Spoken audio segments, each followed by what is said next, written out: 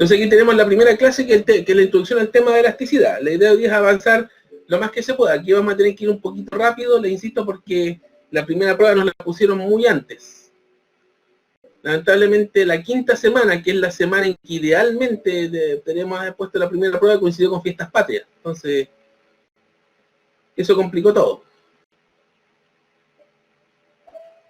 Entonces el primer contenido va a ser elasticidad. Introducción al concepto de elasticidad. Iniciando el capítulo de resistencia de materiales. Como primer punto tenemos que decir que las moléculas de un sólido, al igual que las de un líquido, están tan próximas unas de otras que se ejercen entre sí fuerzas de atracción.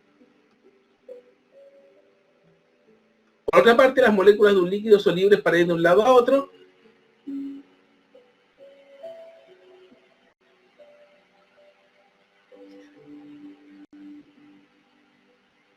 Así, por otra parte, las moléculas de un sólido tienen posiciones relativamente fijas, lo que les da una aparente rigidez. Entonces, vamos a hablar ahora de los sólidos. Los sólidos podemos clasificar en cristalinos y no cristalinos. Los sólidos cristalinos son aquellos cuyos átomos están distribuidos en arreglos regulares tridimensionales, como los que tenemos acá, donde los átomos no tienen libertad de movimiento. Y tenemos como ejemplos aquí los metales, las sales y la mayor parte de los minerales. También tenemos el caso de los sólidos no cristalinos, que son también llamados amorfos, que son aquellos donde los átomos y las moléculas están distribuidos al azar, no en esta forma tan ordenada como la que se ve acá, donde los átomos cuentan con algún grado de libertad de movimiento, y en ese caso tenemos el caucho, el vidrio y el plástico. ¿Bien?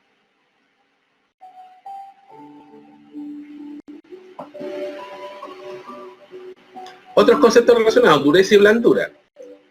Se denomina dureza la resistencia de un sólido a ser rayado. También se denominan duros aquellos cuerpos que rayan a otros. Y la característica de una sustancia dura es que no se raya con facilidad. En general, lo opuesto a duro es blando. Una sustancia blanda se considera blanda cuando se raya con mucha facilidad. Y aquí podemos decir, por ejemplo, que una piedra es más dura que una hoja de papel, pero pues la piedra rayará la hoja, pero no al revés. Esa es la forma en que se define dureza y blandura, en términos conceptuales.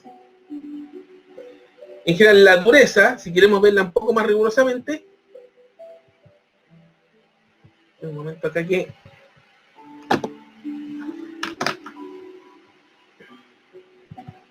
A ver si puedo hacer.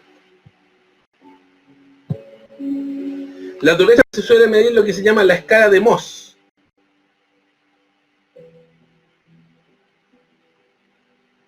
Un momento, a ver. Ah, genial, perfecto.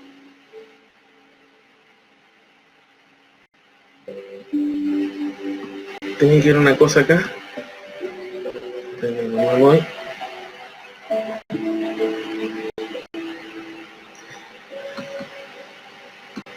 La dureza se mide mediante lo que se llama la escala de Mohs, que es lo que vamos a mostrar acá. Tenemos desde lo más duro hasta lo más blando. Lo más blando es dureza grado 1, que es el talco. Después grado 2 es el yeso. Grado 3 es la calcita. Grado 4 es la florita, que se puede rayar con un cuchillo. El apatito del grado 5. El 6 es el ortosa, que es rayado con una anima. Después tenemos el cuarzo, ya es la dureza más grande, que raya un cristal. El topacio, que para poder rayarlo se tiene que usar herramientas con tungsteno. El corindón, que es rayado por el carburo de silicio. Y el diamante, que es lo más duro que existe, que lo único que lo puede rayar es otro diamante. ¿Ya?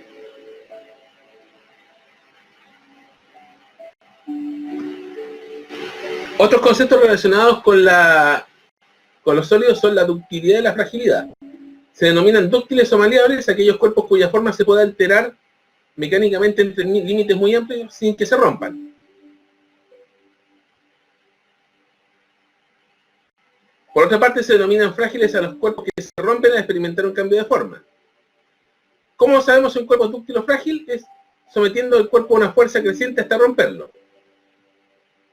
que es, por ejemplo, tomar este cilindro y aplicarle fuerzas en ambos extremos de esta forma.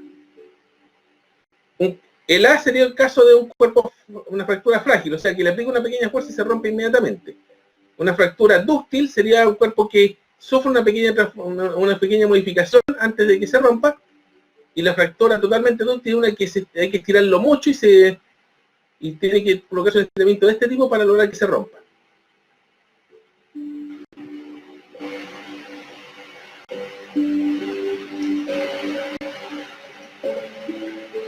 Y que vamos a hablar de la idea de elasticidad de un sólido. En general no existen los cuerpos 100% rígidos.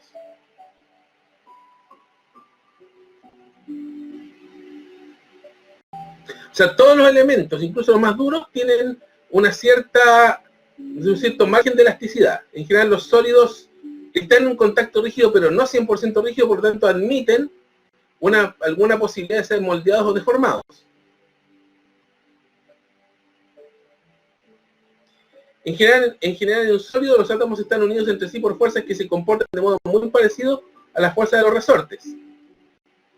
Aquí tenemos la representación atómica de un sólido, donde tenemos átomos unidos por resortes, que sería la representación de las fuerzas interatómicas. En este caso, si le aplico fuerza a estos resortes, a este sistema, los resortes van a tener un cierto margen en el cual se van a poder estirar. Por lo tanto, esto le va a dar un cierto margen de deformación al sólido. ¿Bien? Bien, entramos a esta definición. La elasticidad es la propiedad mecánica de los sólidos a través de la cual sufre deformaciones reversibles cuando se encuentran sujetos a la acción de fuerzas exteriores y de recuperar la forma original si estas fuerzas exteriores desaparecen.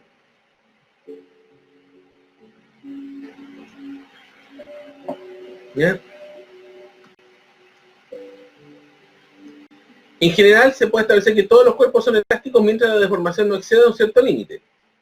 En general los cuerpos dentro de ciertos márgenes van a tener propiedades elásticas, pero si nos excedemos de ahí, se rompen esas propiedades. Aquí vemos el caso de la propiedad de elasticidad de un sólido. Un cuerpo elástico se puede definir como aquel que regresa a su forma original después de la deformación. Ahí tenemos la bola de golf, el balón de fútbol o la banda de goma. Y el cuerpo inelástico es aquel que no regresa a su forma original después de una deformación, que sería como, por ejemplo, una masa de pan, el barro, una bola de plastilina. Esta primera transparencia son puras definiciones. Concepto visto anteriormente, el tema de momentum. Una colisión elástica no pierde energía, la deformación de la colisión se restaura por completo, que si hiciéramos rebotar una pelota en el suelo. Y una colisión inelástica se pierde energía y la deformación puede ser permanente, como que sería tirar una bola de plasticina al suelo.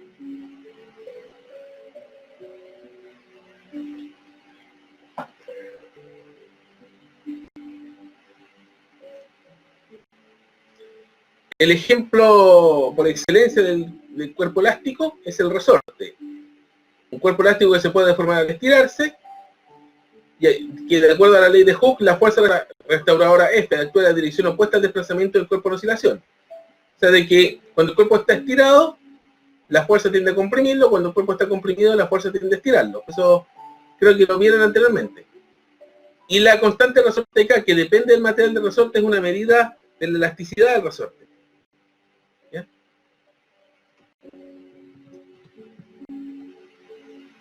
Ahora, la relación fuerza-deformación para un resorte ideal que rige la ley de Hooke sería una cosa así. Aquí estamos considerando la magnitud de la fuerza en función del estiramiento, que en este caso sería lineal de esta forma.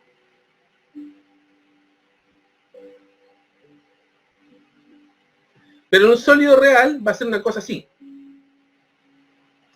O sea, vamos a ver que va a tener un cierto intervalo, más o menos hasta este punto, en el cual va a actuar razonablemente siguiendo la ley de Hooke, pero de aquí en adelante va a tener un comportamiento diferente. ¿Ya?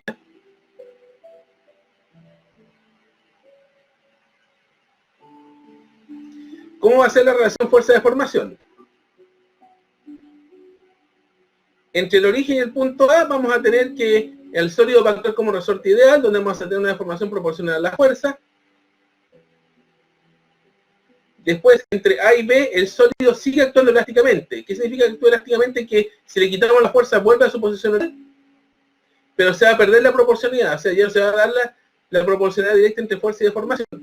Hasta B podemos considerarla como zona elástica. Hasta A lo podemos considerar como límite lineal. Entre el origen y A es lineal. De A a B es no lineal y esto sería la zona elástica. Después, si pasamos de eso, si aplicamos una fuerza mayor, entre B y D, las deformaciones se van a hacer permanentes. Es decir, que si estiro hasta este límite, después si suelto, ya el resorte del material no va a volver a su estado original. Va a perder la característica elástica. Y entre D y E, lo que va a pasar es que se va a reducir la sección área transversal del material sometido a tracción. Y en E, el material va a sufrir rotura o fractura. Aquí estamos de D en adelante, tenemos lo que se llama la zona de estricción, donde si estiro demasiado el material, ya la sección transversal se empieza a reducir. Y en E se rompe el material. Eso sería una primera parte, que son conceptos básicos relacionados con sólidos. ¿Ya?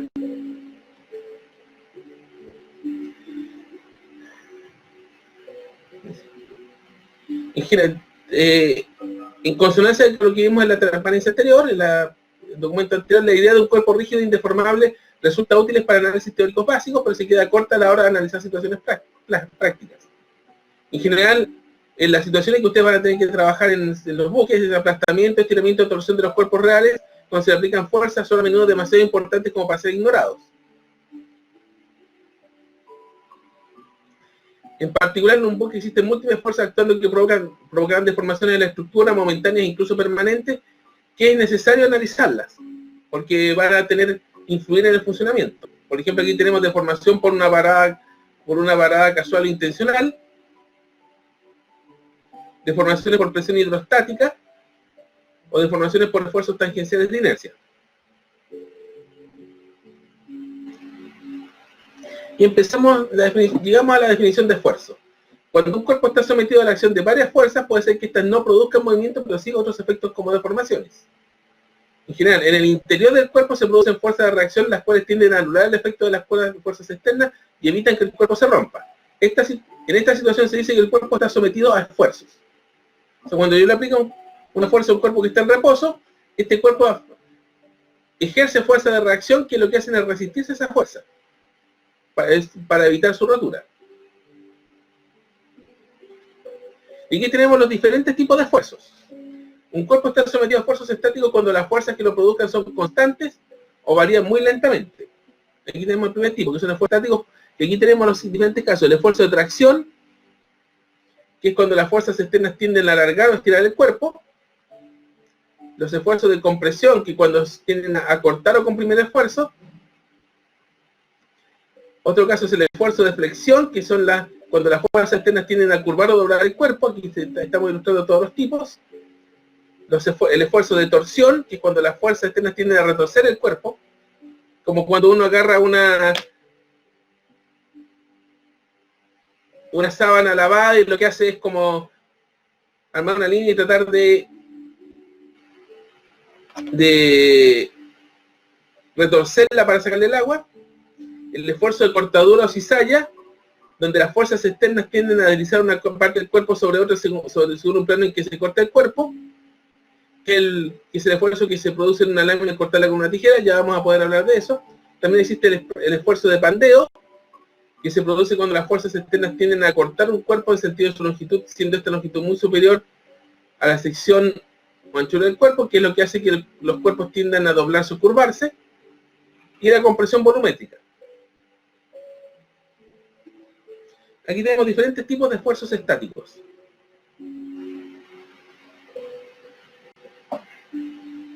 También existen los esfuerzos dinámicos, que son aquellos en los cuales las fuerzas que lo producen dependen claramente de qué tiempo, cambian con el tiempo.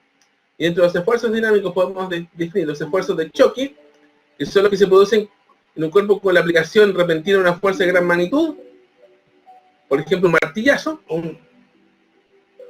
y el esfuerzo de fatiga, que es producido por fuerzas cuya intensidad varía periódicamente y de forma rápida. Por ejemplo, las piezas de un motor. Los pistones de una pieza de un motor que golpean, se van moviendo y eso generan esfuerzos periódicos que van desgastando el motor.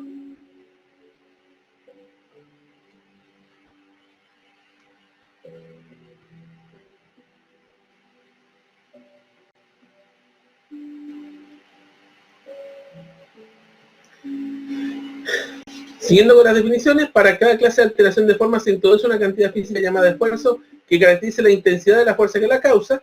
El esfuerzo se define como la razón de una fuerza aplicada entre el área sobre la que actúa, fuerza partido por área, por lo tanto tienen las mismas dimensiones que la presión, es decir, fuerza por unidad de área.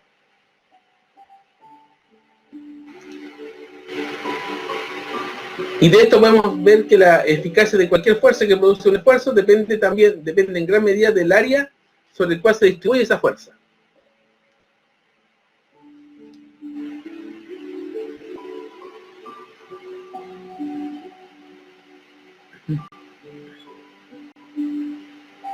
¿Ya?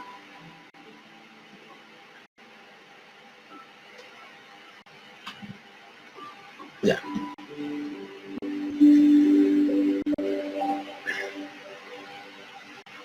Otro concepto relacionado es el de deformación. El esfuerzo se refiere a la causa de una deformación elástica, mientras que la deformación se refiere a su efecto, en otras palabras, a la alteración de la forma en sí misma.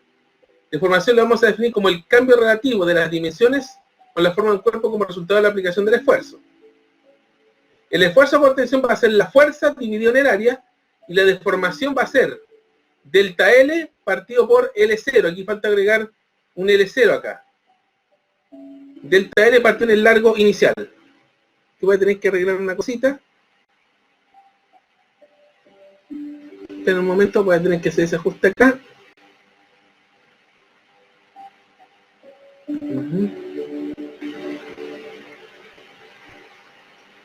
De ecuación, a ver. Un momento ahí.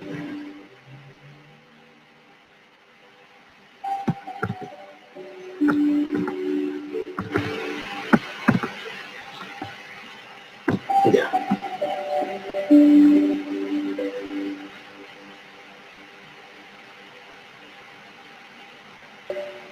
Delta L partido en L0. Y vamos a definir el módulo de elasticidad, o módulo de Young en este caso, de la siguiente forma. Siempre que el límite elástico no se supere, una deformación elástica de deformación es directamente proporcional a la magnitud de la fuerza aplicada por unidad de área, esfuerzo. Entonces podemos definir el módulo de elasticidad como esfuerzo partido por deformación.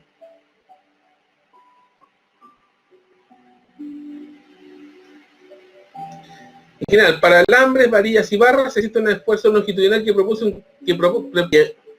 produce.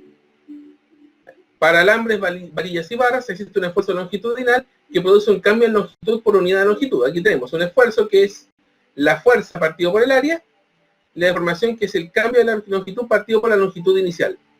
Delta L partido por L. Este esfuerzo puede ser de tensión, que ocurre cuando las fuerzas iguales y opuestas se dirigen alejándose mutuamente, y entonces lo que vamos a tener como deformación es un aumento de longitud por unidad de longitud.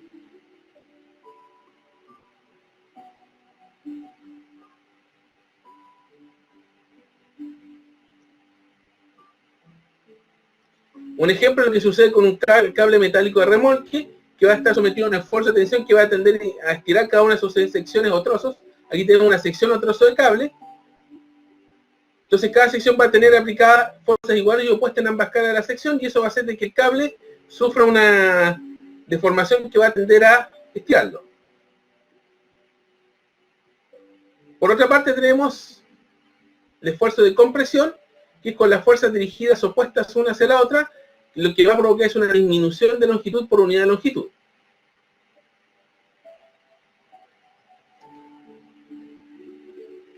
Ejemplo de ese caso, una viga metálica dispuesta verticalmente en un edificio va a estar sometida a un esfuerzo de compresión que va a tender a comprimir cada una de sus secciones, o cada uno de sus trozos, y vamos a tener fuerzas iguales y opuestas en ambas caras de la sección, sin considerar además el efecto del peso en este caso. Y también va a tener un efecto aparte. Esto es lo que estamos viendo acá, es un modelo. es un modelo de simplificación que resulta útil para ciertos análisis, pero si quisiéramos analizar esto rigurosamente, hay que mencionar de que en el interior de un cuerpo la distribución de esfuerzos pocas veces va a ser uniforme. Aquí tenemos un análisis más bien realista de lo que es una viga flexionada, que en general va a tener esfuerzos variables en toda su extensión. En la mitad superior va a tener un esfuerzo de compresión y en la mitad inferior va a tener un esfuerzo de tracción. Si quisiéramos analizar rigurosamente los esfuerzos, tendríamos que encontraríamos con esta situación. Para nuestros efectos, para simplificar el análisis, vamos a considerar que la distribución de esfuerzos va a ser constante tanto en dirección como en magnitud. ¿Ya? Lo que estamos viendo es un modelo simplificatorio que nos permite obtener resultados útiles. ¿Ya? Otro concepto es el del elástico.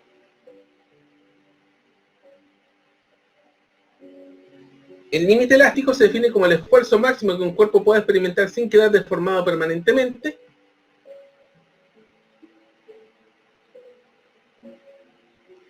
Aquí tenemos la situación.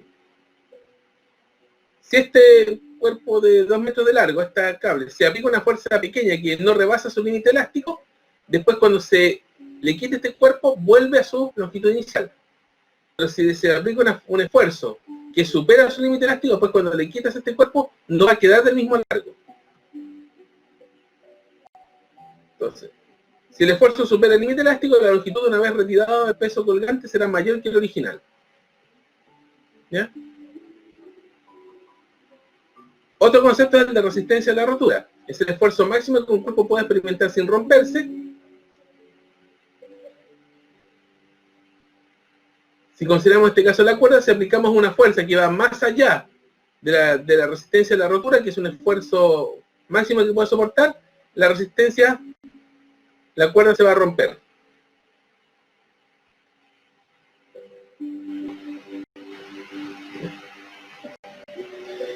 Siguiente vamos a definir lo que es el módulo de Young, que es un módulo de elasticidad. Para materiales cuya longitud es mucho mayor que el ancho de espesor, se utiliza el módulo longitudinal de elasticidad o módulo de Young, que se define como esfuerzo longitudinal dividido por deformación longitudinal, esfuerzo dividido en elasticidad, en deformación, que sería la fuerza partido en el área dividido en delta L partido en L. Si lo despejamos nos va a quedar esta expresión. Módulo de Young es igual F por L dividido en A por delta L. Y podemos hacer algo acá. Si jugamos con esta expresión, podemos pensar que como una fuerza igual a todo este factor, módulo de Young por área partido por largo por delta L. Y esto podría ser una especie de K. Entonces aquí podemos ver que en general todos los cuerpos sólidos dentro de un cierto rango de elasticidad pueden ser tratados como un resorte. Esto sería el equivalente a la constante de elasticidad del resorte. De cierta forma. Matemáticamente al menos.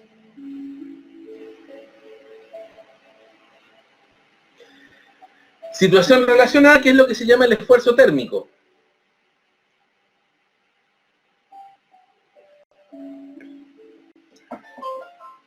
Que es el esfuerzo relacionado a la dilatación o contracción térmica como resultado de cambio de temperatura, que eso es muy relevante en barcos, especialmente los que manejan combustible, ese tipo de cosas, o situaciones donde hay diferencias importantes de temperatura.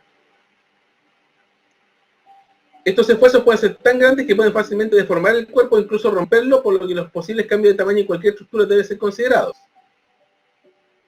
Resulta muy importante tener una idea de la magnitud de las fuerzas originadas por la dilatación y contracción térmica de las piezas involucradas, donde la variación térmica es apreciable, puesto que son cuantiosos los daños registrados en turbinas, válvulas y costosos equipos por no considerar de antemano los importantes esfuerzos incontenibles para cualquier construcción mecánica racional. O sea, si está en un ambiente donde hay diferencias importantes de temperatura, hay que considerar esto, porque va a generar un efecto de esfuerzo que puede terminar provocando roturas.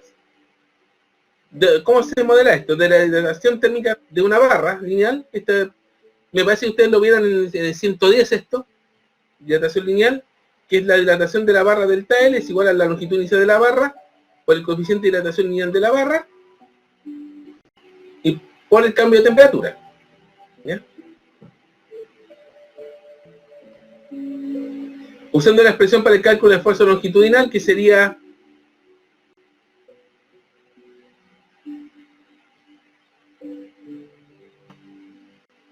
el esfuerzo módulo de Young por la deformación. Y en este caso la deformación se puede obtener de la expresión anterior, delta L partido de L0. Si aquí despejamos delta L partido en L0, nos va a quedar la constante de dilatación lineal por el cambio de temperatura. Entonces podemos definir la deformación térmica como la constante de deformación, la constante de dilatación lineal del material por delta T, y esta expresión la podemos reemplazar en la ecuación de arriba, porque el esfuerzo técnico va a ser el módulo de Young por alfa por delta T.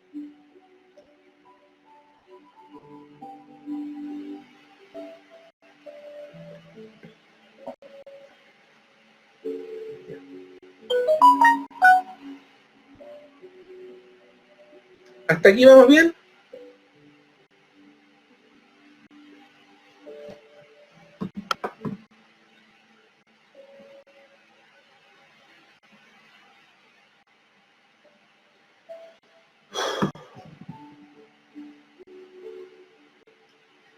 Otro concepto es el esfuerzo cortante, que es lo que se ilustra acá. Que ocurre cuando tenemos fuerzas iguales y opuestas que no tienen la misma línea de acción y que lo que hacen es cambiar la forma del cuerpo sin cambiar sus dimensiones, que es lo que se aprecia acá.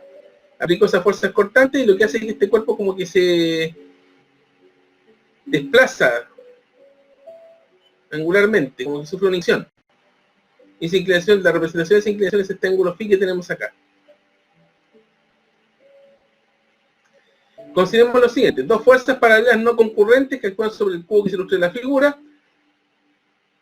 ¿Qué es lo que va a pasar? Que esa fuerza aplicada va a provocar que cada capa sucesiva, si entendemos el cubo como capas, de átomos se empiece a deslizar sobre la siguiente, en forma parecida a lo que ocurre en las páginas de un libro bajo un esfuerzo similar. Si ustedes agarran un libro, un libro, y empiezan a aplicarle la mano, le aplica una fuerza hacia un lado, de una de las tapas, y la tapa la tira al otro, van a tener ese efecto.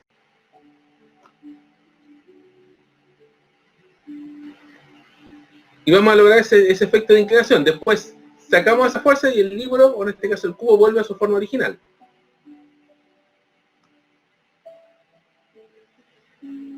El esfuerzo cortante en este caso se define como la relación de la fuerza tangencial F entre el área A que se aplica, que es en este caso el área de este cubo, de este lado, y la deformación cortante se define como el ángulo en radianes que tenemos acá, este ángulo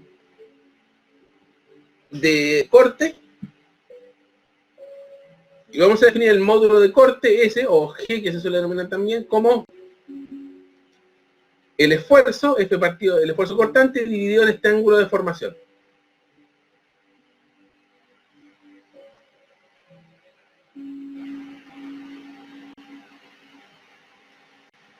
Por lo general, este ángulo phi es tan pequeño que uno puede aproximarlo a tangente de phi, y esa tangente de phi uno lo puede aproximar como D, partido por esta altura que, como la variación es tan pequeña, se puede igualar a este lado L del cubo. Entonces phi lo podemos aproximar a D partido por L, de esta deformación lateral, y nos va a quedar de que este módulo va a ser F por L partido en A por D. En general, debido a que el valor de S nos da información sobre la rigidez de un cuerpo, a veces se le suele conocer como módulo de rigidez. ¿Ya?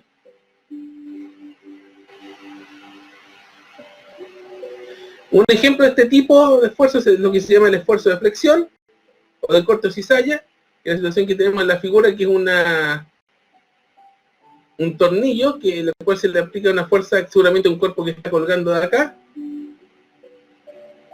en donde el módulo de corte de acá se puede igualar a la fuerza que se le aplica por la longitud del tornillo dividido en el área de sección transversal por esta distancia. Y de aquí se puede hacer un despeje de cuál se puede relacionar esta fuerza con la distancia, con un factor. También emulando la idea de la ley de Hooke. ¿Ya? Y aquí la cosa se va a empezar a poner un poco densa. A ver cuánto nos queda.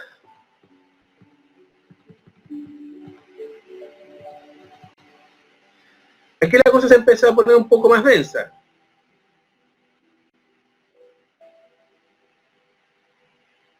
Ahí tenemos el caso de esfuerzo normal y de corte de una sección oblicua, que sería el caso de que, por ejemplo, tenemos dos cuerpos pegados, un cuerpo pegado, compuesto por dos cuerpos que están pegados en forma oblicua, como lo que se ve acá,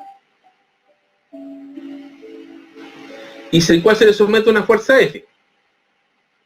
Entonces, en esta parte donde tenemos este corte oblicuo, esta fuerza F se puede descomponer. Una componente normal que va a ser un esfuerzo normal,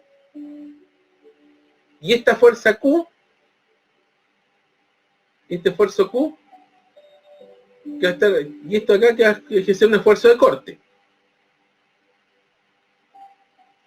Eso sucede en la cara B, donde tenemos tensiones repartidas uniformemente y el resultado debe ser igual a esta fuerza F.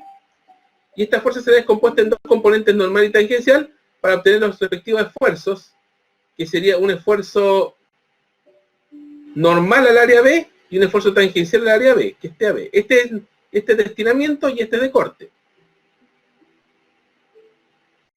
Se puede demostrar, conociendo este ángulo phi, que representa el ángulo de este corte oblicuo,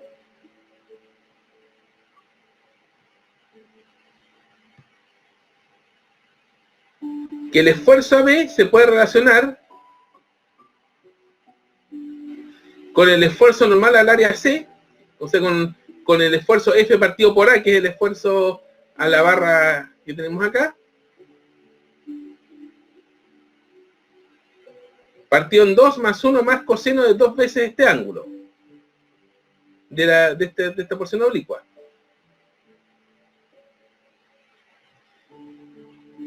Y que el módulo de corte va a ser sigma medio por seno de 2 veces este ángulo. Eso se puede demostrar, pero requiere un poquito más de trabajo eso.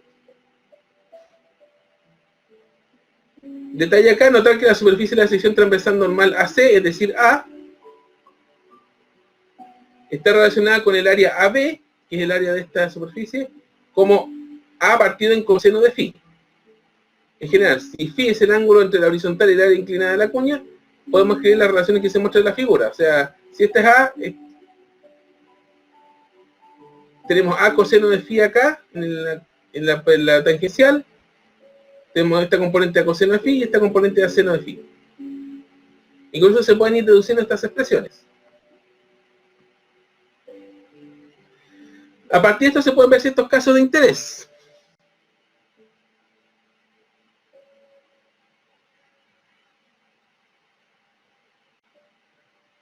Si phi es igual a 0, que sería el caso de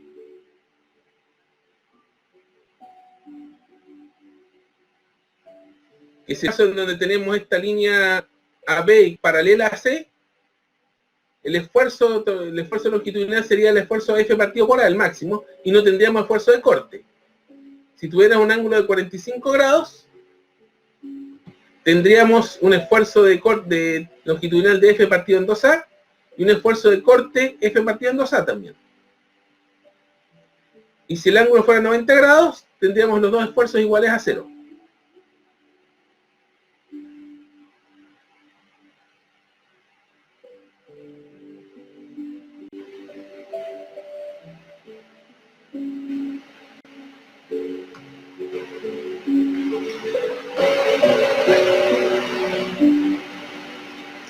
Otra situación es la compresión volumétrica, que ocurre cuando tenemos fuerzas iguales que comprimen la superficie completa de un cuerpo. O sea, tenemos un cubo al cual se aplican estas fuerzas F iguales a todos lados, y lo que va a provocar es una disminución de volumen por unidad de volumen. Entonces consideremos el caso del cubo de la figura al cual se aplican fuerzas uniformemente sobre la superficie. El volumen inicial del cuerpo se indica como B y el área de cada cara se representa como A. Y la fuerza resultante F, que se aplica normalmente a cada una de las caras, provoca un cambio en el volumen delta B. Menos delta B, el signo menos indica de que hay una reducción de volumen, y el esfuerzo de volumen F partido por A va a ser la fuerza normal por unidad de área, mientras que la deformación va a ser menos delta B partido por B, que es el cambio de volumen por unidad de volumen. Entonces, debido al módulo, vamos a definir lo que se llama el módulo de elasticidad de volumen, o módulo volumétrico, como el esfuerzo de volumen partido en deformación de volumen, que sería menos F partido en A, partido en delta B partido en B. En general este es un concepto que se aplica tanto a líquidos como sólidos.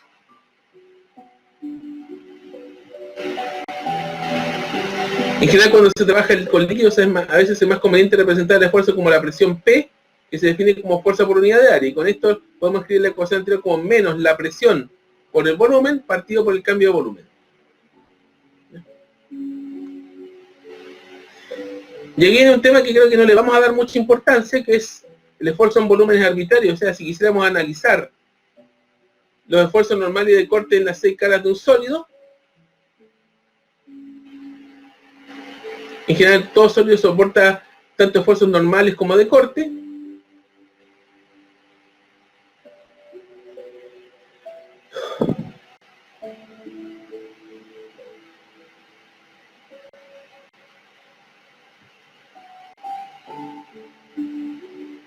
No tendríamos tanto esfuerzo positivo, esfuerzo de tracción, esfuerzo de compresión, torque, tensiones, módulos de corte en diferentes sentidos. Esto sí quisiéramos analizar el tema con un poco más de detalle, pero eso no está lejos del interés de este curso, así que esto lo vamos a obviar. Finalmente, módulos de elasticidad del sistema métrico. Aquí tengo una serie de valores que son módulo de Young, módulo de corte, módulo volumétrico, límite elástico, resistencia límite. Estos datos no tienen por qué aprendérselos. En los problemas que vamos a ver nosotros, estos van a ser o datos o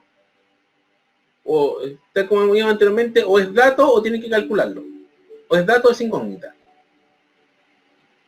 O sea, o se los dan o tienen que calcularlo. El acero tiene 207.000 megapascales. Acuérdense que el módulo de Young tiene unidades de presión. ¿Ya? Y aquí tenemos los mismos, pero en el sistema británico. Vamos a tener que trabajar en ambos nosotros. En este caso son libras por pulgada al cuadrado, que sería PSI, me parece. Más no recuerdo.